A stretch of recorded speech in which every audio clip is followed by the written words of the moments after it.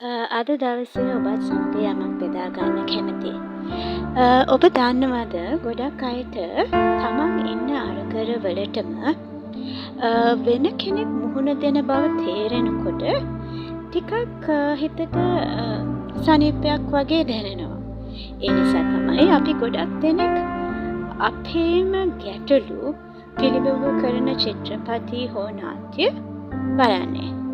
ඒකෙන් අපිට දැනෙනවා අපි තනියම නෙමෙයි. ඒ ගැන හිතන්නකෝ කෙනෙකුට පිළිකාවක් තියෙනවා කියලා දැනගත්තොත් ගැඹුරින් මොකක් හරි හිතේ ගැඹුරින් ඒක තව කෙනෙකුට තියෙනවා කියලා දැනගෙන 아무තු සහනයක් දැනෙන්න පුළුවන්. මට විතරක් නෙමෙයි තව එක්කෙනෙක්ට ඒක තියෙනවා. මම විතරක් නෙමෙයි මේ ප්‍රශ්نين යන්නේ තව කෙනෙක්ටත් ඒක තියෙනවා කියලා හිත ගැඹුරේ යම නිකන් යම් සතුටක් දැනෙනවා. ඒක මිනිස් ස්වභාවය. ඒක ක්‍රියාත්මක වෙන්නේ එහෙමයි. මිනිස්සු තනියම දුක් විඳින්න කැමති නෑ. අනිත් අයත් ඒ විදියටම අරගල කරනවා කියලා දැනගත්තාම එයාලට හොඳක් දැනෙනවා. නමුත් අපි අවංක වෙමු. මම වෙන කෙනෙක්ට වඩා මේකට මුහුණ දෙන්න කැමතියි කියලා අපි කී දෙනෙක් කියයිද? බොහෝ දෙනෙක් නෙමෙයිනේ. ඉතින් මට මගේ පෞද්ගලික දෙයක් බෙදා ගන්න ඔබත් සමග කැමතියි. මම ඇත්තටම අමාරු වෛද්‍ය තත්ත්වයක් තුලින් ගියා.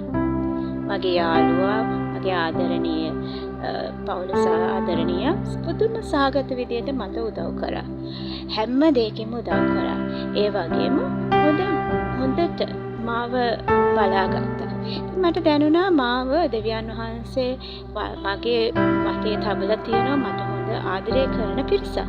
ඉතින් මම දෙවිදුන්ට ගොඩාක් ස්තුතිවන්ත වුණා ඔවුන්ට. නමුත් මම එක මොහොතක් කල්පනා කරා මගේ මේ වේදනාව දරා ගන්නම බැරි වෙච්ච අවස්ථාවක පොඩි ආත්මහත්‍යාකාමී සිතුවිල්ලක් මගේ හිතට ආවා. මට මේ වේදනාව තව කෙනෙකුට දෙන්න පුළුවන් නම් කියලා හිතුණා. ටිකක් සහනයක් ලබා ගන්න.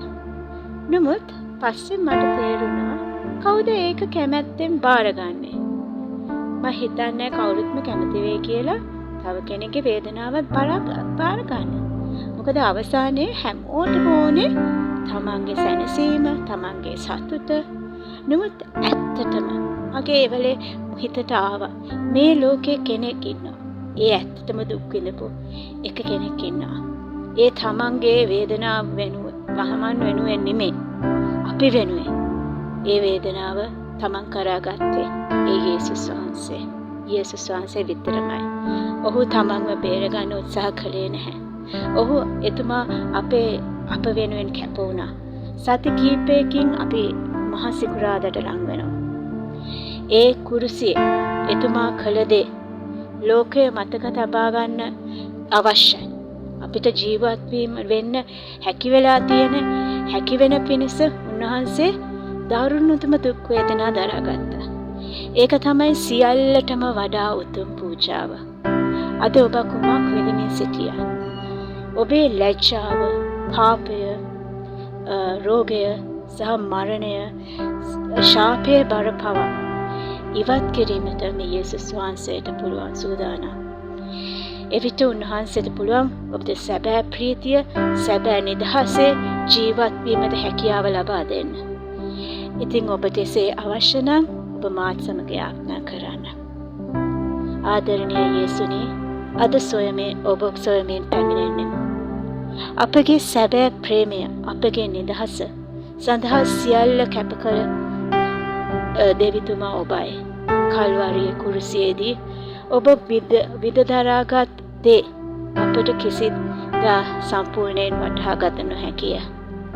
ඒත් එම පූජාව නිෂ්ඵල වීමට අපි තෝරා ගන්නේ නැහැ. ඔබගේ ප්‍රේමය, ඔබතුමාගේ කරුණාව සහ ඔබතුමාගේ පාපයෙන් පිරිනමන නිදහස මම අත්පත් කරගන්නවා. මගේ සියලු වැරදි සඳහා මට සමාව දෙන්න ස්වාමීනි. මට ඔබගේ පූජාව තුළින් ඒවා මකා දැමීමට බලය ඇත්තේ මගේ ඒ සියලු දේවල් මකා දැමීමට බලය ඇත්තේ ඔබට පමණයි යේසුනේ.